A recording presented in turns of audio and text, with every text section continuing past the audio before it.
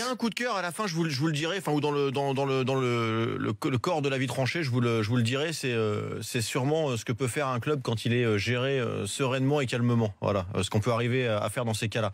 Ouais, l'OGC Nice, la remontada, c'est un petit clin d'œil parce que la remontada, des fois, c'est un peu plus mal vécu. Hein, c'est un bon souvenir. Mais là, pourquoi un bon souvenir? Elle est positive pour l'OGC Nice. Alors, c'est pas pour revenir effectivement sur ce que j'avais pu dire en octobre et auquel je croyais fermement et je continue à croire. Mais voilà, C'était combien à ce moment-là? Ils étaient, je crois, honnêtement, il faudrait retrouver l'émission. Ils étaient 18e. 18e. Ils ont été jusqu'à 18e. C'était. Ce que tu as dit à l'époque, c'est que toi, t'as toujours affirmé depuis le départ que Nice finirait européen cette saison. Ouais, voilà, je me rappelle, c'était avec Daniel, et Daniel disait effectivement que ça allait très très mal au GC Nice, qu'il y avait eu un été difficile, etc.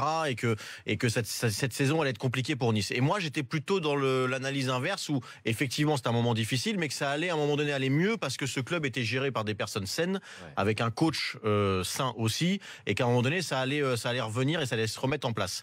Alors, je voulais en parler de cette remontada parce que tout le monde l'a vu, hein, j'invente rien, pour deux raisons. Voilà, pour deux choses.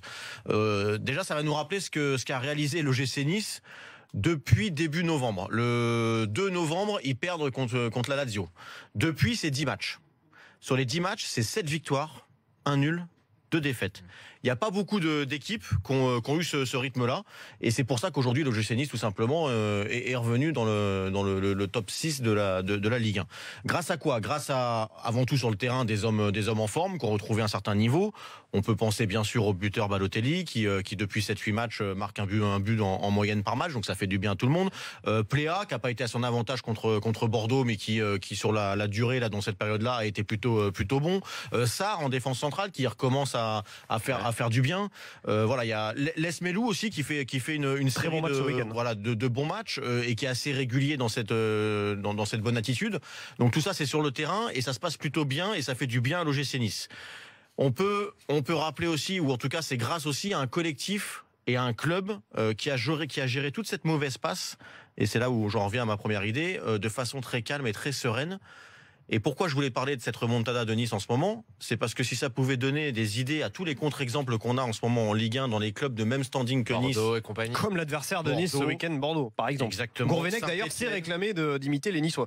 Bien sûr, mais c'est pas quelque chose qui s'invente. C'est à un moment donné, faut mettre tout en place dans un club. Je parle pas seulement d'un coach, mais dans un club. Pour ça, on peut penser à Saint-Etienne aussi en ce moment. On peut penser à Lille aussi en ce moment. C'est des clubs qui ont peut-être même plus de budget que Nice. En tout cas, c'est des clubs de même standing.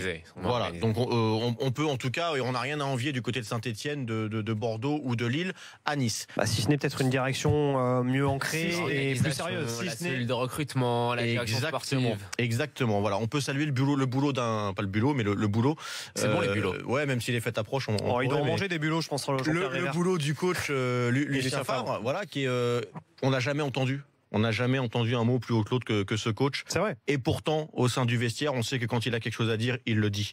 Et il mâche pas ses mots. Et à tout le monde, à tous les joueurs. On le sait, quand on connaît un peu certains joueurs, quand on connaît du monde, ça se sait. Lucien Favre est une autorité naturelle du groupe. Et c'est bien. Il y a un organigramme aussi, et ça on peut le saluer à l'OGC Nice, avec des autorités administratives, je vais les appeler, même si c'est peut-être pas exactement le terme, mais en tout cas dans les couloirs, dans les bureaux, il y a un organigramme qui est respecté avec des autorités qui sont respectées. Et ça fait du bien. Et c'est comme ça qu'un club de foot doit fonctionner. Et on a peut-être tendance des fois à pas laisser suffisamment de temps au club, nous consultants, nous journalistes, nous supporters parfois, dans ces mauvaises passes. Et Nice a réussi à faire ça. Et la deuxième chose, voilà, et ce sera la fin de mon avis tranché, la deuxième chose, c'est justement nous rappeler ça. Nous consultants, journalistes, quand on veut tirer des conclusions un peu trop hâtives, parfois, après une mauvaise passe de 3-4 matchs, surtout dans une Ligue 1. C'est plus que ça, finalement. C'est-à-dire que Nice n'a pas réussi à digérer son été où ils étaient sur tous les fronts. Ça a été 3 mois. Allez, ça a été 3 mois difficiles. Mais 3 mois finalement, quand tu vis un été comme le GC Nice l'a vécu, et qu'il se passe rien en interne de très mauvais finalement, parce que les discours restent positifs, restent cohérents. Est-ce que nous aussi des fois, et j'en fais partie, consultant, on va pas trop vite parce que on essaye de mettre le doigt sur quelque chose et que finalement le temps fait son boulot quand tout l'environnement est sain et travailleur, comme c'est le cas à l'OGC Nice.